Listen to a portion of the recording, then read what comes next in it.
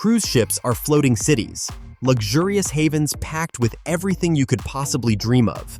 But beneath the glittering decks, exotic buffets, and breathtaking shows lies a secret one cruise lines would rather not talk about. What exactly happens to all the waste generated by thousands of passengers and crew members every single day? Brace yourselves, because the truth is messier, stinkier, and yes, even funnier than you might imagine.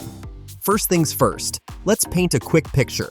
A typical mega cruise ship carries over 7,000 people. That's about the population of a small town. Now, each of these lovely passengers and crew members creates about 50 gallons of wastewater daily, translating into hundreds of thousands of gallons of sewage every single day at sea. If you're keeping score, that's enough waste to fill multiple Olympic-sized swimming pools every voyage. And remember, that's just one ship. Multiply that by the dozens of ships sailing every day, and you've got an ocean-sized problem that needs constant managing. Now, here's where it gets interesting. And by interesting, I mean revoltingly fascinating. Cruise ships handle their wastewater primarily in two categories: black water and gray water. Black water is exactly what you think, human waste flushed from toilets. Gray water, on the other hand, comes from sinks, showers, laundry, and kitchens. It's cleaner than black water, but trust me, you still wouldn't want to swim in it.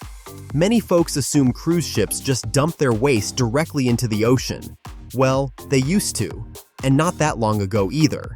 Historically, before sophisticated wastewater treatment systems were developed, ships would regularly discharge raw sewage directly into the ocean, including in ports and coastal waters.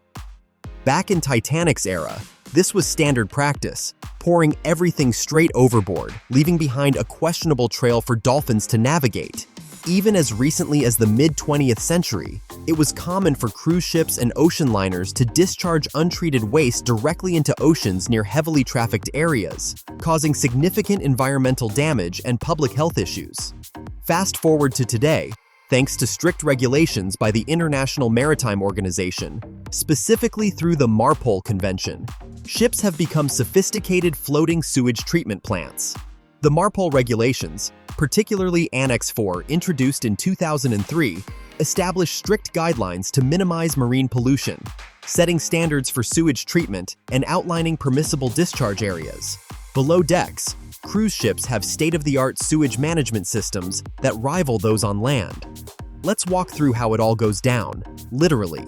When you flush your cruise cabin toilet, the black water starts its journey in special holding tanks deep within the ship.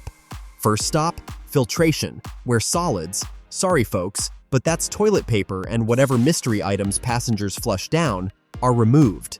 Next, the sewage moves to the aeration chamber, filled with billions of microscopic aerobic bacteria, tiny hungry creatures whose sole mission is to eat and digest all the organic waste.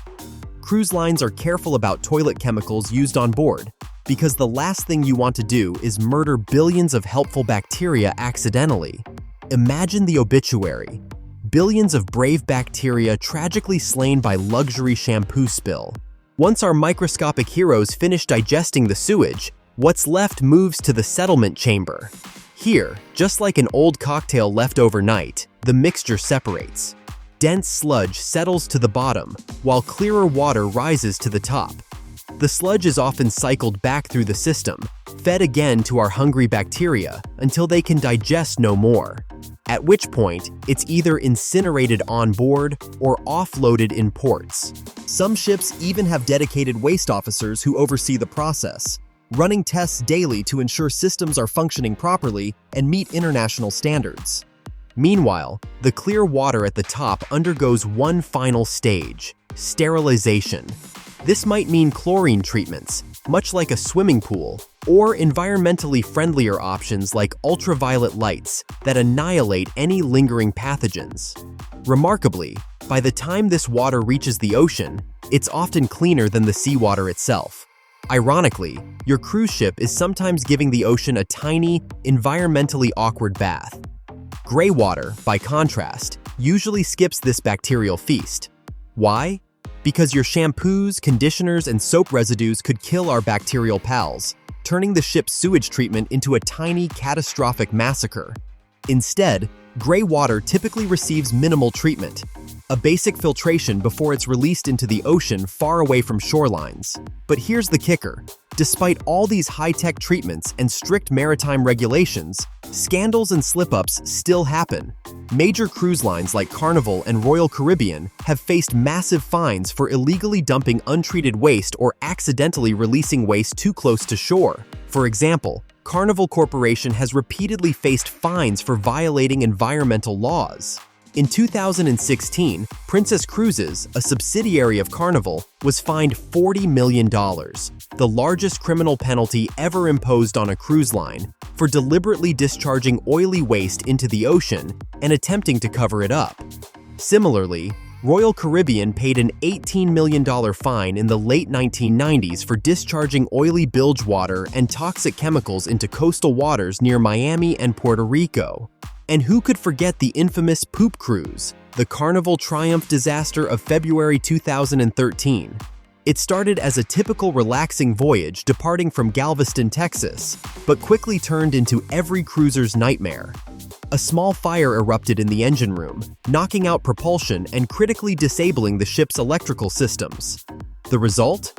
No air conditioning, limited food, scarce water supplies, and worst of all, no functional toilets. Passengers found themselves stranded in unbearable heat and rapidly worsening sanitary conditions. As toilets overflowed, sewage seeped through cabin floors and hallways. To cope, crew members handed out red plastic hazardous waste bags for solid waste and advised passengers to use their cabin showers for liquid waste.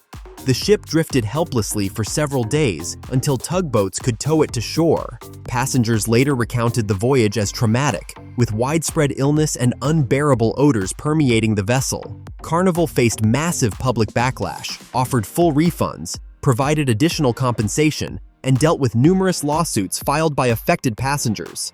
So, next time you're relaxing on the Lido deck sipping a piña colada, spare a thought for the microscopic army hard at work deep beneath your feet. And remember, every glamorous cruise vacation you take relies heavily on these unsung bacterial heroes and intricate wastewater systems that keep our oceans from becoming massive floating toilets. Cruising might be glamorous above deck, but below? Well, let's just say it takes a whole lot of bacteria and an even greater sense of humor to keep things clean. If you enjoyed this deep dive into the hidden side of cruise ship waste management, don't forget to subscribe for more insights into what really happens behind the scenes at sea. And if you think flushing toilets is complicated, wait until you hear why thousands of passengers are being turned away at the gangway. Stick around as we reveal 11 shocking reasons why more cruisers than ever are being denied boarding in 2025. Trust me, you won't want to miss it.